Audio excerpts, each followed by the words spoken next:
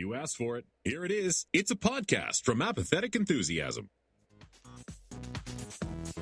In this episode, we're back in the MCU with WandaVision, and COVID can't keep him down. Brandon visited Walt Disney World.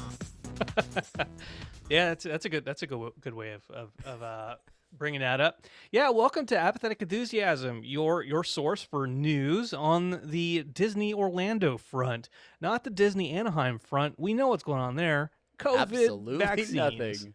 Zero things are happening. Hi, everybody. I'm Travis. Hey, everybody. I'm Brandon. As you can tell from our if you're watching live on Twitch, as you can tell from the names below our images, our video, you can see that I am at Barnyard Cruise on Twitter. Travis is at Jugglemino on Twitter. Can't miss him. And you can find us here each and every week, assuming we're here each and every week. Whether it be on twitch.tv/apathetic enthusiasm, you can go to our website, apatheticenthusiasm.com. We're on every podcast app that you could think of. You could also go to facebook.com/apathetic enthusiasm. What else? Instagram, apathy. I don't know. It's Twitter, apathetic_enthusiasm. You were okay, right. okay. You were right. Don't second guess yourself, Brandon. You're doing fantastic. At Apathusiast over there on the Twitter sphere. And you can find this also on YouTube. You can't find us live on YouTube. No way. But you can find the video episodes of these recording, the video recording of these episodes over on YouTube, youtube.com/apathetic enthusiasm. Travis, how in the hell are you doing today? I am catching up with life. It has been a whirlwind of a week for me, and today was the first day where I didn't have anything like pressing, anything that I had to do, and so I spent the majority of it building new layouts for our other podcast, Interdimensional RSS, the unofficial Rick and Morty podcast, returning soon in 2021. But yeah. It's been a wild week. I sold a house. Well, you didn't sell it yet. You're in the process. I had some of this like, I want to buy that house, and I was like, you can buy that house, and that's about where we're at in the in the sales process. But yeah, it's been wild, and for longtime listeners of the show, I am getting ready to move again. Which means there will be some like changes in our schedules potentially with future episodes. I'm really hoping that Adult Swim doesn't decide to drop a new season of Rick and Morty like right in the middle of when everything is packed up and ready to go. That'd be great. Yeah. You never know. Well, I might be doing this show from my iPhone 11 or something. We'll figure it out. But otherwise, having a pretty good week. A lot of downtime, long weekend, so that's fun. Time to catch up on a little TV. Okay. I sent you a link today. Yes, and it was to a show called. I did not watch it. I didn't expect you to. I thought there would be like a 5% chance you may have like at least clicked on it and been like, yeah, that's a British game show. Before you get into it, can I just say that you sent this to me, this link, and we're gonna talk about what this link is here in a second. You sent it to me. I was in the middle of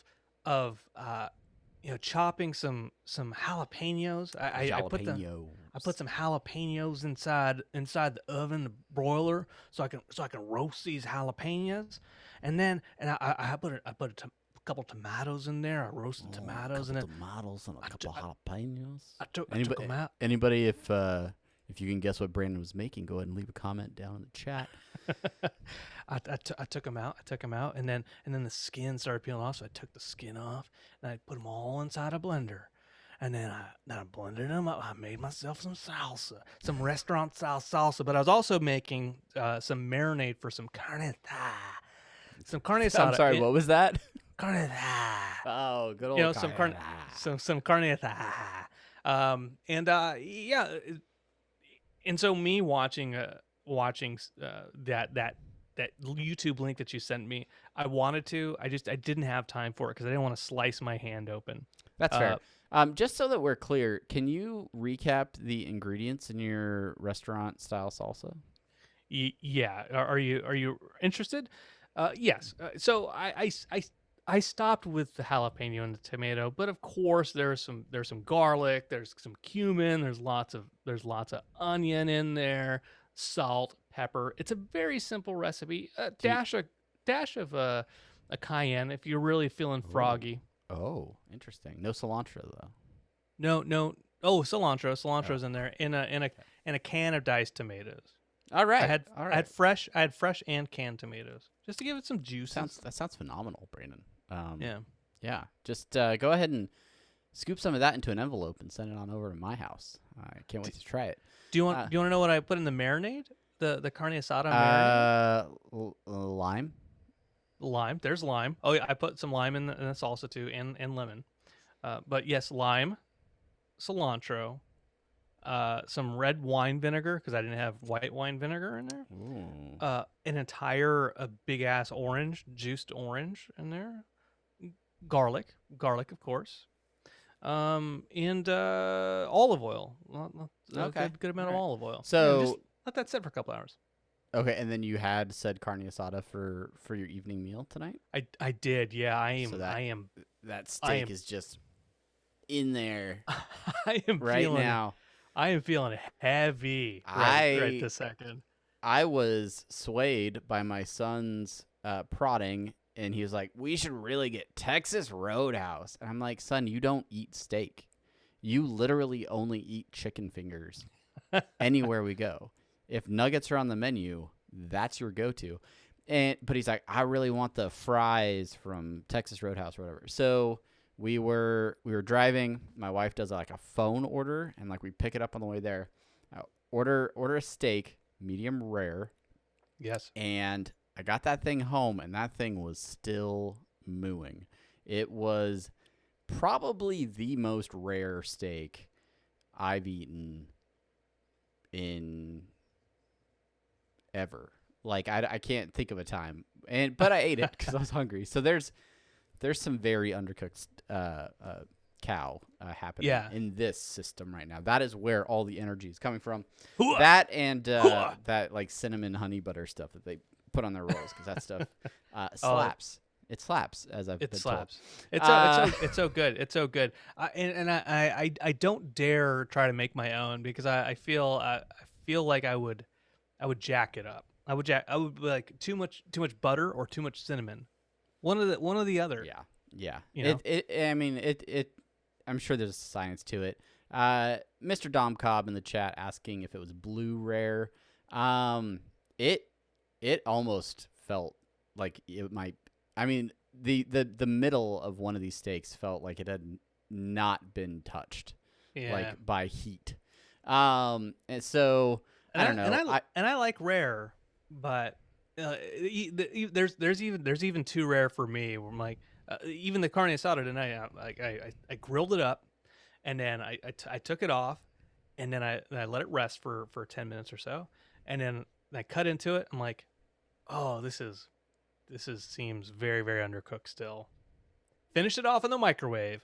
By the way, sounds awful. No, I would have rather eaten the rare steak than dropped it in the No. Chelsea has this same thing where she's like, microwave. Why would you do that? Like chicken, if I'm grilling chicken or I'm making chicken and I gut into it and it's like, oh no, it's a little too rare. Or pork, toss it in the microwave for 30 seconds at a time, and it doesn't nuke it. It doesn't nuke it. What it does, it actually finishes it off, and it maintains the juiciness still of what you want it to be. It gets that internal temperature just a little bit hotter. Trust me, it seems counterintuitive, but it's probably what all your restaurants are doing. Oh, I'm sure. I'm sure a lot of restaurants are doing that.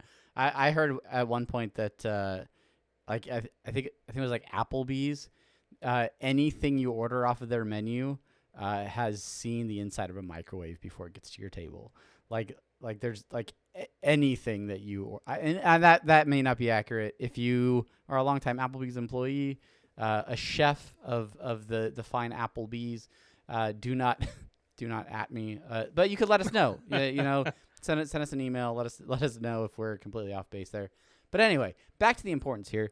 I happened to listen to one singular episode of a podcast. I listened to a podcast called Dear Hank and John, which is with the Green brothers, Hank Green and John Green, where they give dubious advice and answer your questions. They don't. They're definitely not advertising for on here. The invisible Sprite can, thanks to Brandon's green screen. But because I listened to that podcast, other podcasts from Hank Green came up, and I happened to listen to one, and I think it's called Delete This is what the podcast is, and it's with Hank and his wife Catherine. Anyway, if you know who the Green brothers are, they have been doing Vlogbrothers since YouTube began, so they're huge. Anyway, the Delete This podcast, they were talking about a British game show called Taskmasters, where 5 comedians get together and have to do really obscure tasks that the host requires them to do. And then he awards points based on their performance. The idea of this podcast is they watch episodes of this, and then Catherine is the taskmaster, and she gives her own points based on her opinion of how everything was completed. So I heard this podcast, but I was like, I've never seen this show. I'm not familiar with it. I'm vaguely interested though now. And I looked on streaming sites, and it wasn't there. Couldn't find it. Turns out the show is on YouTube, like in its entirety. The entire season, like all the episodes are there. Yeah, you have YouTube ads that play throughout, but I was a little bit shocked that I was like, oh, like this is like the whole show just up on YouTube in high definition, like great quality. It's not somebody holding their iPhone up to the screen and then resharing it. No, it's just all there. So I think that might be a more common practice with maybe some British television. But so while I was building all of our layouts today for Interdimensional RSS, I just had Taskmaster going on, and I would recommend it. 5 episodes in, if you like British television, there's some really obscure tasks in there. Stuff like they had like a giant block of ice, and they have 1 hour to make it disappear. And like, how are you gonna do it? One of the early episodes was like a full bathtub, and they had to empty the bathtub, and whoever did it the fastest like won. But like you couldn't pull the plug out, and so you can't tip the bathtub over. You just have to get all the water out of it. And there's some very inventive ways that people do that. So I was watching that today while you were making salsa and caleta. That ice one reminds me of I was in Korea, and there was a refrigerator that had been sitting in an office for years and years and years, had not been unplugged for years and years and years. A very, very old refrigerator. And I was waiting for one of my bosses to finish up like inspecting this area, and he was taking a long time. And so I opened up the refrigerator, and as I opened it up, it was basically just solid ice, like just solid. And I'm the like, whole fridge. yeah, just caked around the, like you could see like the grill from like one of the shelves, but that was like, it was immovable. And I'm like, I wonder what it would take. I wonder what kind of effort it would take to get this thing to move. And so I like looked around at a pen. I started chipping away at it, and it was very, very slow. And there was a handyman repairman, and I was like, "Hey man, can I borrow your screwdriver?" He's like, "You want a Phillips head or you want a standard?" I'm like, "I'll take a standard." And he's like, "Sure. What are you gonna do with it?" I'm like, "I'm gonna chip away this ice." He's like, "All right." And sure, and that's what screwdrivers are for. And I spent 20-30 minutes, Yeah, I'm a stubborn guy. That's what it is. I'm like You're like, I will complete this task. It will be done. and Yeah, I absolutely. did. I cleared the hell out of that thing. Excellent. Yeah, I have had some fridges in my work life where like it's been left in an office or something. You open that thing, you never know what you're gonna find in there. Sometimes it's full of ice. Other times, there are laboratory experiments happening in there. Ugh, Yeah. yeah. Anyway, You so just never know. You just never know. with that is, I think, the perfect transition into our very first topic this evening, which is the brand new series on Disney Plus, WandaVision, completely unrelated to everything that we've talked about so far. Yeah. But yeah, so the MCU is back in some form. We have been waiting for Marvel to sort of step into the spotlight on Disney Plus ever since the platform came online over a year ago. And a lot of these shows have been promised for a long time, right? We've heard about what is it, Falcon and the Winter Soldier, the Loki series that's coming out, but one of the first ones that we knew was going to be an early show is WandaVision. Obviously, following the relationship, if you will, of Wanda Maximoff and Vision from the MCU. And the show itself has premiered its first 2 episodes in true Disney Plus fashion. We are not getting the entire season in one go. They are going to be releasing episodes week by week for however long the run of this season is. I'm guessing 10 episodes ish. I don't know. Do you have an actual number on that? I don't. I could have very easily looked that up while you were talking, but I didn't. Yeah, you didn't. Instead, I was trying to find this beach background. You have successfully done that.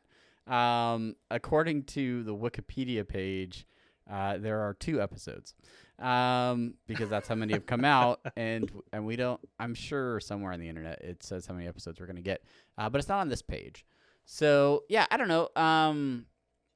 You have watched both episodes, correct, Brandon?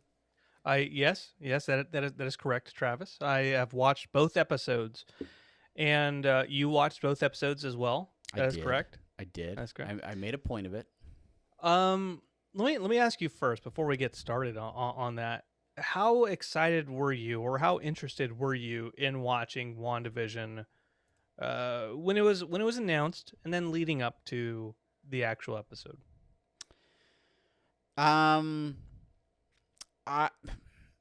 For starters, I was very excited about MCU content on Disney Plus, especially after the first 2 seasons of Mandalorian and the smash hit that has become.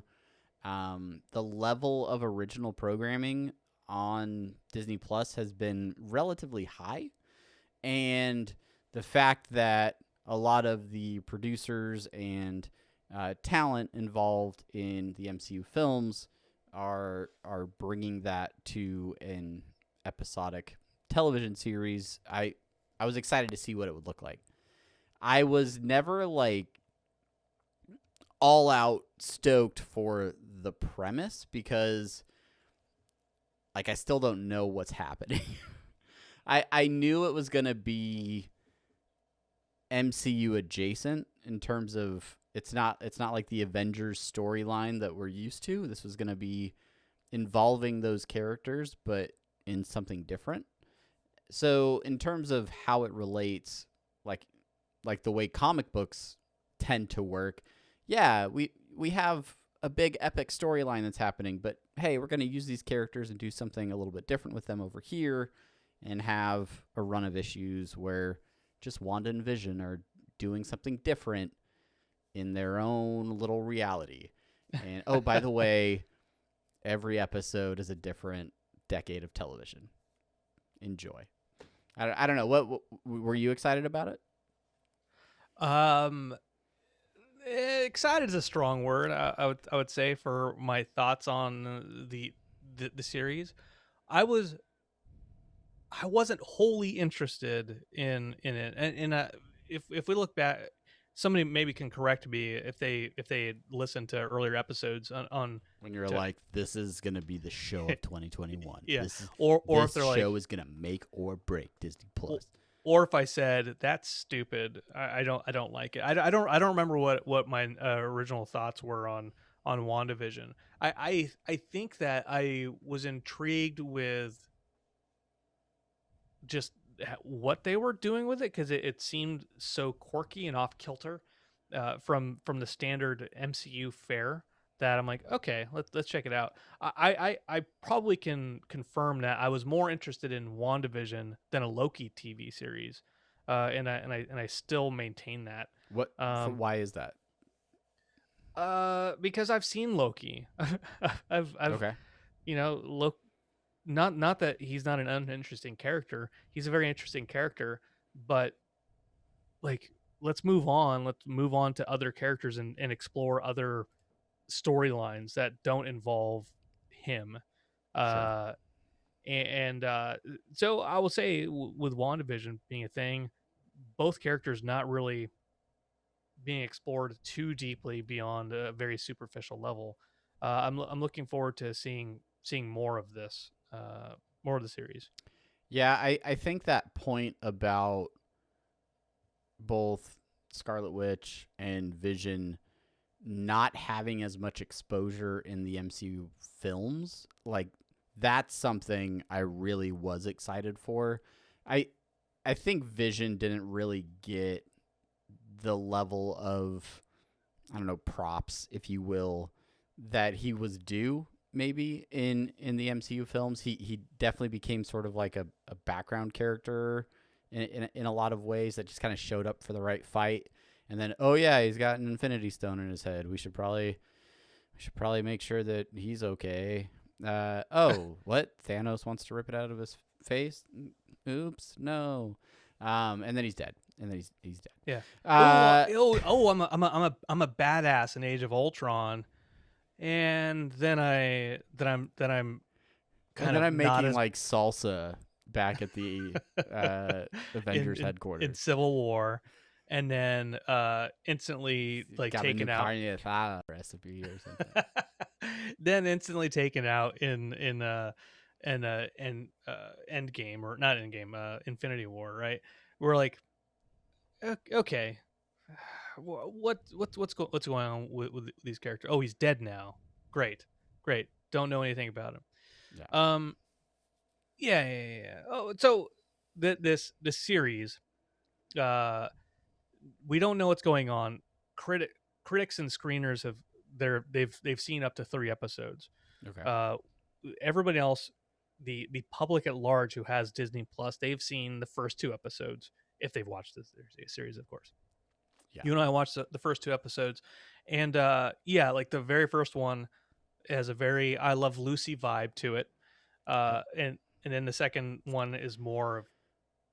I'm gonna challenge your reference there, because I feel like the first episode is a Dick Van Dyke show, almost like on the nose in terms of the set design and some of the ways that it played out. Obviously, he doesn't work as a comedy writer. He works at, what was it, data processing or something. Like they never really understand what they do there. They just process information or something. But yeah, it was sort of that 50s era. Sure. 50s, 60s. Yeah, I mean, you could say I Love Lucy, but like their living room looked exactly like the Dick Van Dyke show. Did you ever watch like old like TV like that when growing up? Yeah, I didn't watch a Dick Van Dyke show. I watched I Love Lucy. So if we're talking about our references, did you watch I Love Lucy? Yeah, I watched both of them. Yeah, absolutely. Yeah. Like I was a poor child that only had public access television. I grew up on reruns, like, yeah, all of them. Like I'm looking forward to the Three's Company episode of WandaVision. I really hope that happens. That'd be fantastic. Yeah. My son picked up a pop the other day. I think it was at the Michael's, the craft store, Michael's, and which sells pop vinyl figures because why wouldn't they? Why wouldn't they? Yeah. Yeah, but it was a Brady Bunch pop, and he's like, "Who is this?" I'm like, "That's Greg Brady." I don't know why that's a thing, but yeah, that's who that is. And he put it away. He was like, "Okay, I'm not interested." But yeah, so the first episode is a lighthearted three camera sitcom based in, the black and white era of television. And the first thing to me that stood out was the lighthearted comedic feel of the episode. Did you like that? Did it take some adjustment for you? How did you respond to them being almost like completely different characters when they first sort of show up in the show? What I'll say is, when the show starts, and it's very 50s ish, and everything is played straight. It's played so straight as if it is actually a sitcom from that era. Right. And that is a very strange thing to have to get used to as you start watching the series. Is, yes, like they're not winking at you. They're not winking at the audience like, look at us. We're doing 50s television. Catherine Hahn, as she's doing her nosy neighbor routine, she's not like looking at the camera and be like, see, I'm playing a character of Ethel Mertz from Next Door on I Love Lucy. I Love Lucy.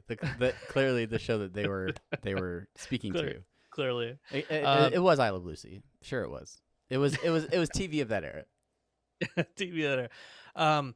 But 3 to 5-10 minutes, whatever. Like, okay, I can accept this, and let me just go for the ride with this because it's going somewhere. And I think that plays into the tone of the show, which is this is normal for them, so it should be normal for me. But everybody knows that there's something underneath the surface of it at the entire time. So even though it, like, you try to have it be normal, you know that it's not normal. And so what's going on? Yeah, knowing these characters and how they behave, how they respond in the MCU films, there is that adjustment where you have to be like, that's not even her normal accent. That's not really how she talks about things. And there's also like the little details that keep popping up. Like in the first episode, there is a heart on the calendar, and they can't remember why the heart is there. And so it's the classic, sitcom. Oh, both the husband and the wife have forgotten what the event is, and hilarity will ensue as they both plan for different events and things like that. But along with that, they also can't remember when they got married, like how they ended up in that town. A lot of very basic details about themselves and their relationship, which starts to sort of clue the viewer in on, all right, there's something wrong that they're starting to discover as well. Like, oh, maybe they don't know how they got here. Maybe something else is acting. Some other force is responsible for why they're there or what's going on. And that's like the only bit of mystery really that you get in that first episode. But it starts to build on this bigger, I don't know, theme of something else is afoot. Something is wrong. And I think it's that mystery that for me is really going to continue to pique my interest throughout the series. I enjoy the parody, the homage to classic television. And I'm sure that as they move through different, decades and genres, I will continue to appreciate that. But I'm sure the mystery of whatever is happening and how they deal with that is really for me what's gonna, be my focus for the rest of the show. Yeah, I think what I'm interested in is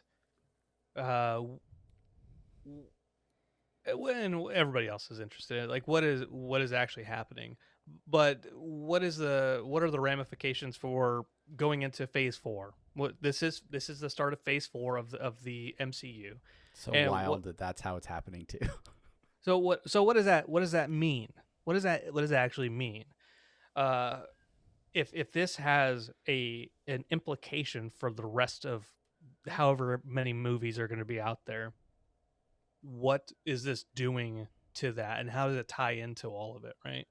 uh I the famous X-Men story that it is out there that everyone, it's trending on Twitter, House of M. Not sure if you know about that storyline, or if anybody listening knows about that storyline, but it was Wanda, Scarlet Witch, saying no more mutants, and then completely taking away Destroying all the X-Men. destroying mutant kind, basically, and what happens with that. And a lot of people speculating that this is a reverse of that, and rather than saying no more mutants, this is how mutants begin in the MCU. You know, you know, maybe that's a hope and a prayer, but that would be kind of cool. Yeah, and because of all of the production house purchases by Disney, that was a lot of P's to get through without messing up. We know that they own Fox now. We know they own the rights to certain characters. There have already been press releases saying that there will be a Deadpool movie, an R-rated Deadpool movie in the MCU. So there's some mutants coming in, right? There's already a little bit of a marriage with that. There's rumor that Storm will be in the next Thor movie. That's exciting. Rumors. So yeah, I could see that being some sort of a twist. I love that House of M reference is always used to talk about just how powerful Wanda is. And we get like little glimpses of just how powerful she is in Endgame, when she almost takes out Thanos single-handedly and he has to, quote, rain fire to stop her. She's definitely powerful. She can definitely take care of business. So I am curious to see what forces are at play to trap her and Vision in this TV reality. We see TV land. Yeah, we see at the end of each episode, at least the 2 that have been released so far, there is somebody watching them. There is somebody monitoring screens with a Rodecaster Pro and making sure that making sure that they're continuing to live in their TV environment. Any thoughts or guesses at who might be responsible? Well, a couple Easter eggs are scattered throughout the series so far. You see in the second episode, the Strucker watches, who he was the guy who created her and her brother in Age of Ultron. And also Hail Hydra, right? In the first episode, when she's pouring the wine, it says Maison de Mephisto or something like that, which it stands for like House of Contempt, but it's a very obvious like House of M type of thing, because it starts with M. Okay. So there's that. Also, you see the sword symbol. The sword symbol. We all know Shield, but Sword is another entity in the Marvel universe. that monitors extraterrestrial and kind of universal threats. Yeah, I think with the characters that are in play right now in the MCU and this introduction of Sword, I think that could potentially like really come together as a longer, through line, especially with a lot of, you still have Guardians, Captain Marvel doing her thing. So there's a lot of outside of Earth plot line potential moving forward. So yeah. I've seen some comments.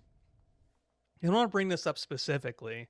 I've seen some comments being like, "This is like a mix of like the classic TV and the Twilight Zone, and it's very Lynchian, referencing David Lynch." And I want to comment on the David Lynch stuff, because I've seen it more than one place, and actually a couple folks on Twitter have already gone off the rails. Well, not gone off the rails, but have been like, "No, David Lynch. This isn't David Lynchian at all." yeah. Like people are like, "Oh, it's very Twin Peaks ish." Like, no. You, this is not weird enough to be David Right. Lynch. Yeah. There's the one scene in the first episode where the dude's choking on his dinner. And, Stop it. Yeah. Stop it. Stop it. That almost feels a little Lynchian to me, I guess. But like the rest of it is played very true to, the 50s era of sitcom. Yeah. Other than that, I sent you that the video of it's not Jackie Chan from the Tim and Eric show. Yes. Tim and Eric Awesome show. Great job. With it's not Jackie Chan, and then the dude slaps the buzzer, and it's like. We'll have to watch that video together in the post show hangout over on Twitch. We'll watch that as a group. And I said there are some creepy aspects of things like that, like that stop it scene was it seemed more like Tim and Eric like bedtime stories than it was a David Lynch thing to me.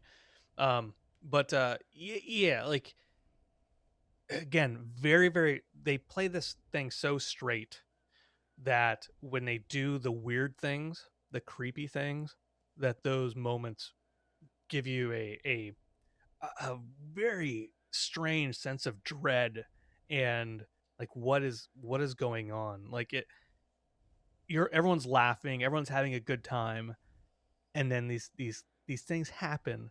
I'm like, ugh, give me the willies, Yeah, the Jimmy Willies. What is it? I don't even know what that is. Yeah, I agree with you.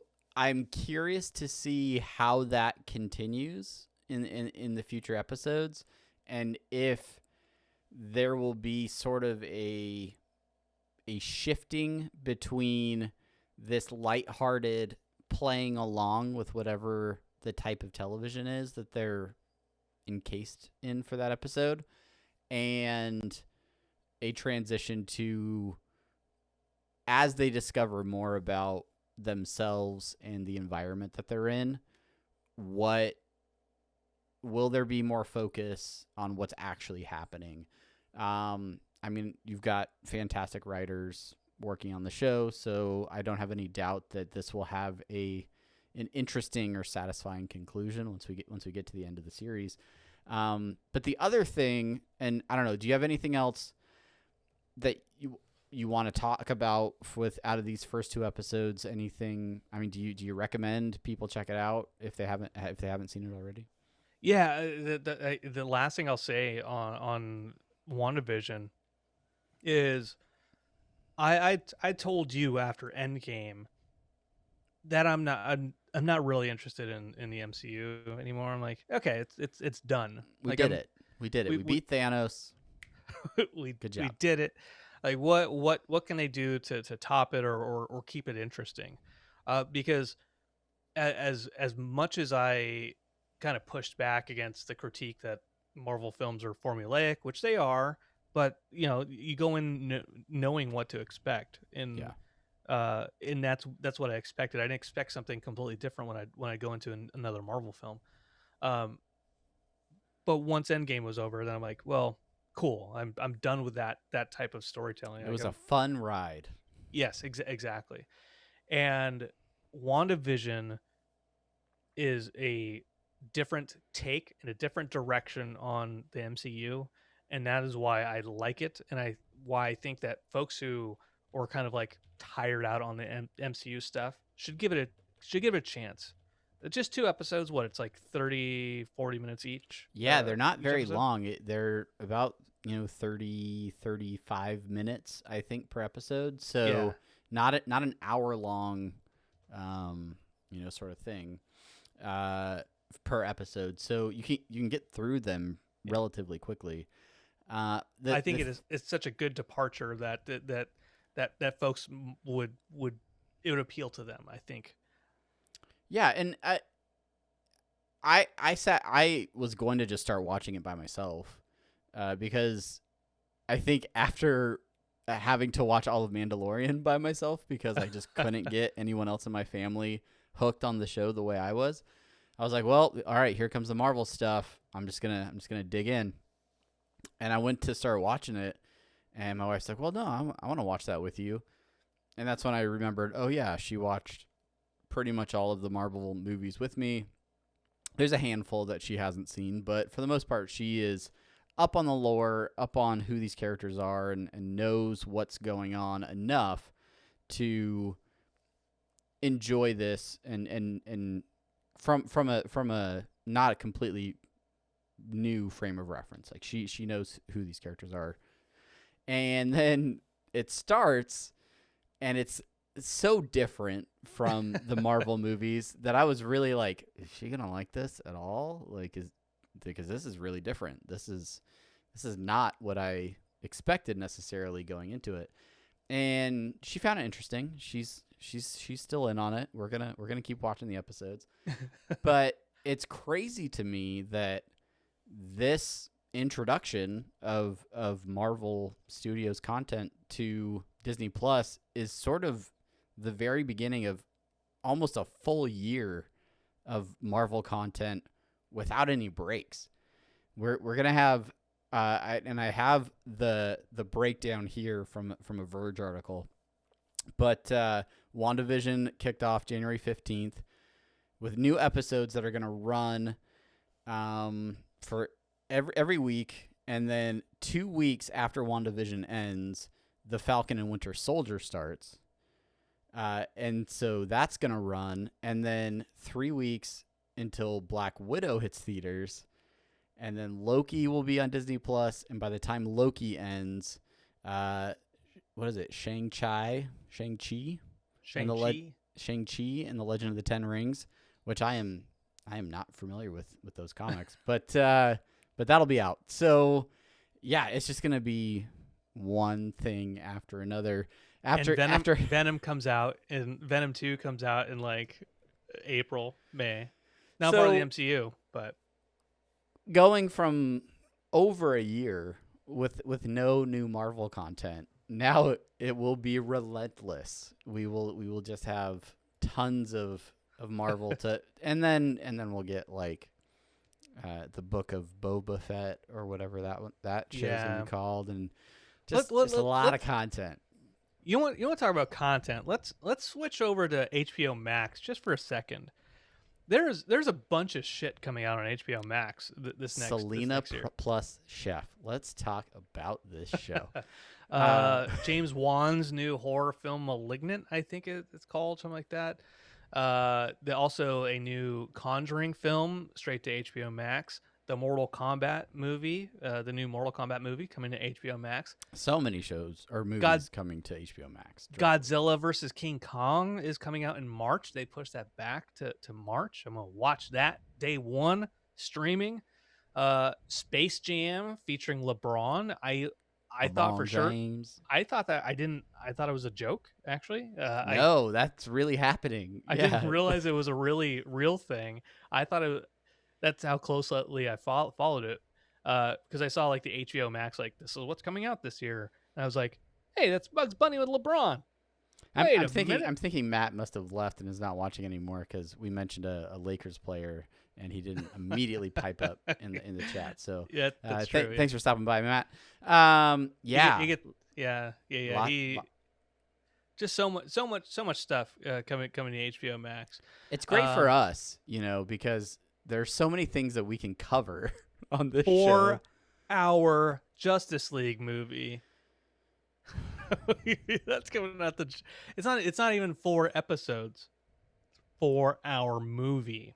All that hype and you just bring it right down. Because all comes crashing down, Brandon. 4-hour Justice League movie. Comes crushing down. Lots of content, lots of streaming content this year. COVID is still affecting us in horrific ways, to include 4-hour Justice League movies and lots of other streaming content, which for better or worse is happening. So streaming has become even bigger than it was before 2020, and it's not going anywhere. So go get your Disney Plus subscription renewed. Get your HBO Max subscription renewed. I think there's going to be a lot of content on both platforms that we will be discussing in the future. If you watched WandaVision's first 2 episodes and you have thoughts about them and you didn't decide to tune in live on twitch.tv/Apathetic Enthusiasm Monday night at 9 p.m. Eastern. What a mistake you've made. Be part of the show. Come on, let's do this. You can hit us up, send us an email, apatheticenthusiasmshow@gmail.com, and let us know your thoughts. We want to know what you guys thought about the show. We will probably check back in at the end of the season and kind of do like a recap. We're not doing week to weeks on Matt is here. He's back. He doesn't know that we talked about him, but now he's back. Oh, he's probably hanging out with his kid or something like that. Anyway, let us know what you guys thought of WandaVision. We are now going to shift gears slightly into a periodic segment that I like to call Brandon versus Travis and how we react to Walt Disney World. Brandon, you are in Florida. You have lived there for several years, and you are finally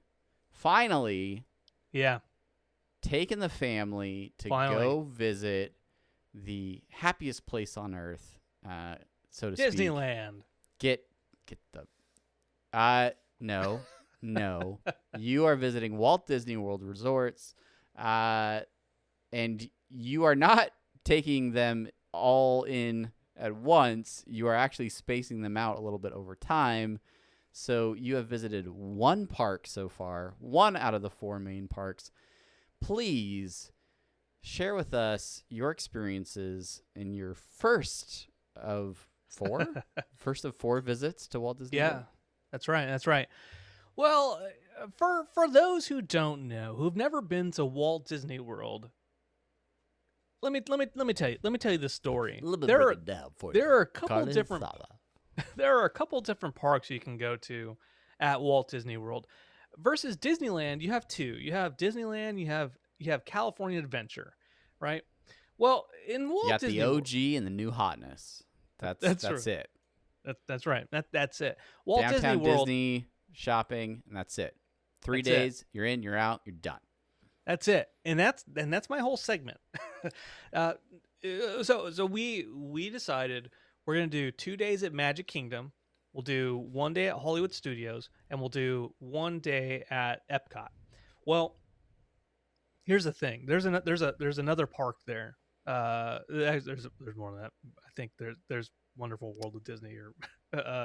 All right. Stop. Just stop. Whatever. There are 4 major parks: Magic Kingdom, okay, Epcot, Hollywood Studios, and Animal Kingdom. You have Downtown Disney or Disney Springs, I guess it's called now.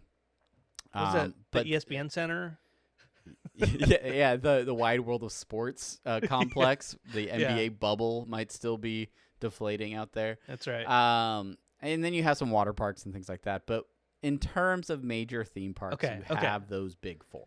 So we're gonna do those three, and we wanted to give Magic Kingdom. We wanted to go there twice. We have a 4-day pass. We wanted to give Magic Kingdom 2 days just to make sure that we got through everything there, right? And Magic Kingdom, for those who've been to Disneyland, Magic Kingdom is closest to Disneyland of all the parks. Yeah, it's basically it's like Disneyland's bigger brother. They're pretty. They look almost the same, but like one works out a little bit more. Slightly bigger, I guess, maybe. Yeah. It doesn't have a Toontown. I noticed that. It does not. Although I think it did, but the portion of Fantasyland that has like Dumbo and like Little Mermaid now, that used to be like Mickey's circus town or whatever, or like I don't know, holiday town or something, and then they just turned it into Fantasyland. I didn't know this was going to turn into a Disneyland versus Disney World thing, but I mean, Magic Kingdom itself I'm just gonna let this go where it takes. Magic Kingdom is not that much better than Disneyland proper. I'm just throwing it out there. I would consider an argument that it's not better at all. Okay, thank you. I'll go as two people from Southern California with certain loyalties. I might make the argument that the charm and character of the original theme park that Walt actually walked through and had a hand in may be better than the copy that exists in Florida. If it's land versus, you know what? At me. Let's have this conversation. If it's land versus Magic Kingdom, land wins. Because that's just fact. Where everything else comes in is like the additional parks, right? Okay. So anyways, Magic Kingdom, that my visit there, it's COVID, which means that where 100,000 people are allowed into the park normally, it's 25% capacity. So 25,000 people instead, which is still a shitload of people. Still, it's quite a few, carriers. Still a ton of folks. There are markers on the ground to keep people 6 feet apart. Disney is very, very strict on the mask policy, and they have what they call a rope drop. Disney has always had the rope drop where that's when the park opens and that's when people rush in to then like disperse throughout the park. Well, they have a rope drop now still, but they let you in the park and you can like wander around and like self distribute to wherever you want to go into the park but they don't open the rides until a certain time. So we walked in, we did a clockwise direction, starting at Adventureland, got on the Jungle Cruise, 5 minutes. Got on the Tiki Room, 5 minutes. Got in the Pirates of the Caribbean, 5 minutes. And like we got in there at 9:00, and by 10:00 we had done 4 different rides, and we're like, and normally on a 100% capacity day, we might be getting to the 3rd ride by lunchtime. And that was just incredible to me. I'm like, oh, I don't think we need 2 days at Magic Kingdom. But by the first time I had a message back and forth with you, you're like, yeah, we've already ridden these 3 rides. And Splash Mountain's done 2, and now we're debating Big Thunder, but it's like 40 minutes. That was a joke.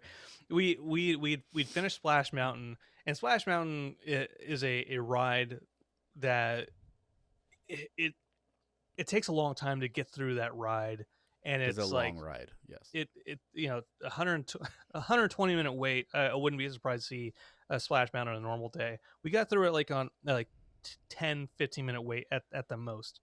So when we got off that ride, we went to the Thunder Mountain, and the sign said 40-minute wait, and I was just joking, like 40 minutes. I don't got time for this. And I actually heard a young woman say they were walking towards Big Thunder Mountain, and they're like, 40 minutes? No, skip it. And I'm like, you don't know, do you? That's not. And so we went on it. We the only rides we didn't go to are the Little Mermaid one. I think Hall of Presidents is closed, and I think maybe just like one or two other rides. Did you guys do It's a Small World? We did Small World, and the Seven Dwarves were the longest waits that we waited Interesting. It's interesting to me because you told me you had like almost a walk on Peter Pan's Flight, which traditionally rivals some of the larger thrill rides in terms of wait time.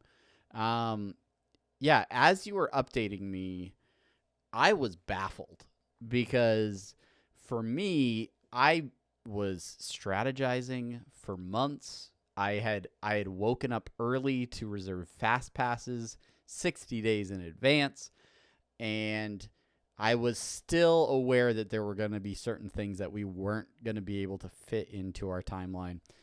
Going in a relatively non-peak season in late November, and the day that you had and yes, you had to wear masks the whole day. Yes, I'm sure there were some uncomfortable aspects of being there, but it seemed like almost like a dream scenario for me in terms of like, wow, you can really hit a lot of the attractions with minimal wait times. And I don't know, how did you feel after the day in terms of a COVID visit to Disney World? We again, we got through a majority of all the rides. We asked our 9-year-old, hey, what ride do you want? It was like 3 in the afternoon. Said, what rides would you what do you want to go on again? And he's like, well, I like to do the Seven Dwarfs, but and then we were walking past it, and there was a fairly long wait still, right? Like very long, 40 minutes. I'd have been on a heartbeat. Heartbeat. And he says like Splash Mountain. All right, yeah, let's do Splash Mountain. And that was not the one I was expecting to do. So we did Splash Mountain, and then we got off, and I was like, let's do Thunder Mountain again. And so where that would have taken half the day to do those two rides twice, we did them in really quick order. But by that point in time in the afternoon, like you're wearing the mask, and when you're going Splash Mountain, and the water comes directly at your face and then catches your mask, and then it's like soaking in water. And then did you bring like replacement masks? We did, but yeah. This is a side note. There was a like a little shoulder bag that I had, a Microsoft shoulder bag that I'd put fishing bait into before. Well, like I noticed the smell. Chelsea didn't notice the smell, so I wouldn't put those masks back on. Anyway, maybe pick a different bag for the next park. We're gonna wash that before Wednesday. Smart. Regardless, it started to be like feel a little bit claustrophobic after a little bit. I'm like, okay, I kind of want to take this off. Plus, I'd eaten the churros. There's 3 in my family. I said, I got to the churro stand. I said, I want 4 churros, 1 for each of us plus 1 more. And that was a lot of churro. So I had that. I had 2 churros basically before we went to Space Mountain. And Space Mountain is a rickety ride. I love Space Mountain, but I'm getting old, and it's getting harder to enjoy that ride. And so I was starting to be like, then we go on Splash Mountain, and then Thunder Mountain. Like, oh god, I can't breathe. I feel fat. Water in the mask. And yeah, so I was happy to get to the parking lot and be like, Yeah, Uh, I can breathe. Did you utilize any of the like relaxation zones or whatever they call them, where you can take your family in there and remove your masks, and they have very socially distanced areas that are air conditioned, and you can take your mask off. we didn't. Were you aware of those things? We didn't really see him to be Okay. honest with you. It was a very the day we went. It was like 65 Very nice. at high. It was great. It was great. We took a break to eat at Pecos Bill's, the crappy Mexican food place. And then when we ate churros, we also took our masks off. All But yeah, and I am going to force our listeners to experience 3 more versions of this segment because I am a huge Disney fan and wanted to hear all about your trip. But as a person, was this your first time at Disney World, or had you visited the Florida parks before? what? No, I've never been. Okay, so a scale of 1 to 10, how would you rate your day at Magic Kingdom? My day at Magic Kingdom was comparable to the time I went to grad night at Disneyland. I did grad night at Disneyland. I'll two things. Grad night at Disneyland. I not for my grad night. I went with I was a guest for a senior friend of mine when I was a junior, and the Aquabats were playing. You got on all the rides pretty quick. It was nice. It was a good time. That is an unspoken perk of being a high school senior in Southern California, is having Disneyland grad nights. That I loved that night. It was amazing. Basically pulling an all-nighter at Disneyland. I mean, who wouldn't? Who wouldn't? Also there's another time at Disneyland where I have a rare blood disorder called erythropoietic protoporphyria, where I'm basically kind of allergic to the sun. It explains a lot, guys. At Disney, you can go to like the front desk and you can you show your doctor's note, and they will be like, well, we'll try to get you on to the rides to get you out of the sun quicker. Well, that I use that basically. It's basically a fast pass. You basically use it as a fast pass for everything, a free fast pass. And so we got on to a lot of rides quickly at Disneyland, and it was great. Compared to those things, this trip to Magic Kingdom, because the rides were so short, the lines were so short, you can get onto everything, you can see everything, and I've basically saved a day that I can use now for Animal Kingdom if I want to use it. That I would say it's like an 8.5 to 9. Because if I was there on a hot day in the middle of summer, non-pandemic, with 4 times as many people, 4 times as many people, I would be like, I would not fucking wait for 120 minutes to go to Peter Pan. No, that's why you need those fast passes. That's when you need the big brain strategies. That's when you got to get up, at 6 a.m. and I don't earlier. I don't want that. Make sure you got them locked in. I don't need you gotta that. be staying on property. Yeah, I get it. It's fascinating to me because, like, our personalities, I feel like even if COVID had never happened, you probably would have gone into your day at Disney World almost with the same level of preparation. You would have been like, let me grab the bag that smells like fish bait. Let me, we'll show up. We'll see where the shortest wait is, and we'll just go. We'll, whatever the kid wants to do. And you guys would have made it your own. But I had spreadsheets. I had all sorts of crap going.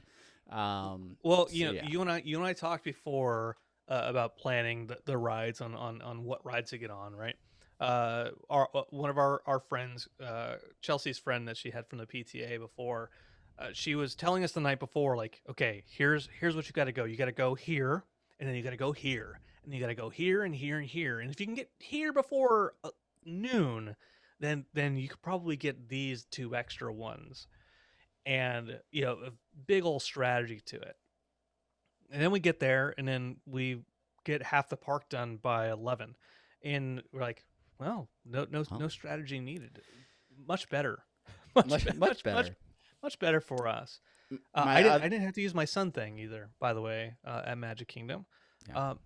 And I said, well, one, it's overcast today, and 2, like if it becomes an issue, then I will make it a thing for the next parks we go to. Yeah. I don't think I'm going to need to at this point. That's fantastic. Well, this has been a Disney freak and Brandon discuss trips to Disney World. Next park in the rotation is it's going to be Hollywood Studios. Which is where the Muppets are, and Twilight Zone, Tower of Terror. Absolutely. Which I have heard indisputably is a better ride than the one that was at California Adventure, because it actually has props. It actually has props from the Twilight Zone here in Florida versus the one in California. Didn't have anything. You rode Tower of Terror in California when it was the Twilight Zone themed version of it, correct? Yes. Yeah. So I will say that the ride itself is slightly different in Florida. So it is not like exact copies, and there's the cars do a little bit more movement and stuff. So I'm excited for you. Okay. As the host of Submitted for Your Approval Twilight Zone podcast to visit that attraction specifically. And then I have an appointment to make a lightsaber, so I'm going to do that so I'm going to spend $200 to make a lightsaber with my son while Chelsea does nothing. It only takes 20 minutes, so she's just got to find something to do. She can go to Ronto Roasters and get a wrap or something. I don't know. She can go hang out with some droids at the depot or something. I don't know. We'll see. The biggest strategy that is involved with Hollywood Studios is trying to get on Rise of the Resistance, which means I have to probably stop the car on the freeway and pull over. That way Chelsea and I can both try to get ourselves on that ride at 7 a.m. I wish you the best of luck in getting your boarding passes for Rise of the Resistance, the ride that opened a month after I visited the parks. All right. Thank you for sharing all that information. We will get a detailed recap of your Hollywood Studios visit after it happens. But yeah, we are now going to end this episode and head over to the streaming only portion of the show. If you want to be part of the post show, then make sure that you are joining us live Monday nights at 9 p.m. Eastern over on twitch.tv/apathetic enthusiasm. We're gonna hang out. We're gonna maybe watch a Tim and Eric video, and just interact with you guys. So if you're here in the chat and you're watching, don't go anywhere because we are gonna be sticking around to hang out with you guys.